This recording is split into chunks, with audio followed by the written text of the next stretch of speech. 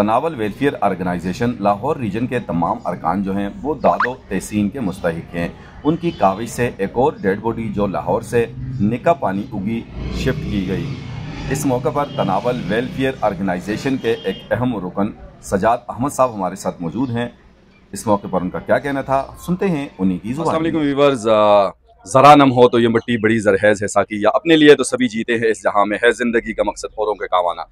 Tanawal welfare organisation जो कि किसी तारफ़ की मुहताज नहीं है, इलाका अगरावल और तनावल में इनकी खिदमात तो ऑलरेडी जारी थी, लेकिन अब दयारे गैर में भी, परदेस में भी, लाहौर में भी इनकी खिदमात जो है जारी हैं। इसी हवाले से ये एम्बुलेंस आप सामने देख रहे हैं, ये चूँकि लाहौर से आई है और किसी डेड बॉडी को ये लेके आए थे और लाहौर से यहाँ तक आना, और ये तनावल वेलफेयर ऑर्गेनाइजेशन की तरफ से है। हमारे साथ तनावल वेलफेयर ऑर्गेनाइजेशन के अहम रुकन जो है सजाद अहमद साहब भी मौजूद हैं। उसके साथ साथ ये जो भाई वहाँ से तशरीफ़ लाए ये भी मौजूद हैं। तो सजाद भाई से थोड़ी सी गपशप करेंगे। अस्सलाम वालेकुम सजाद भाई। वालेकुम सलाम डॉक्टर साहब। माशाल्लाह सजाद भाई, आपकी जो टीम है तनावल वेलफेयर ऑर्गेनाइजेशन की, नो डाउट के एक बड़ा काम है।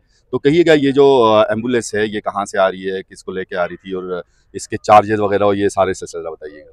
जी, ये तो डॉक्टर साहब लाहौर से आई है, शेख जायद हॉस्पिटल से। जी जी जी, ठीक है, ये वहाँ पर ही होती है, ये गाड़ी खड़ी होती है और ये निका पानी की यहाँ पे एक डेड बॉडी थी, उसको लेकर आई है। माशाल्लाह। और ये सारा माशाल्लाह डॉक्टर अरशद साहब हैं, ये उसको डील करें माशाल्लाह, ये सारी उनकी कोशिशें हैं सर। माशाल्लाह माशाल्लाह जी।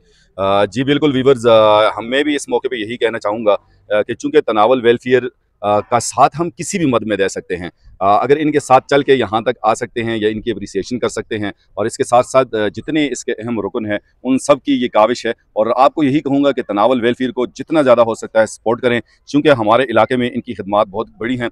और आपने वीडियो को हमारी ज़्यादा से ज़्यादा शेयर करना है, और हम सबको और तनावल वेलफेयर के तमाम अरकान को अपनी दुआओं में ज़रूर याद रखना है जी। अल्लाह हाफ़िज़।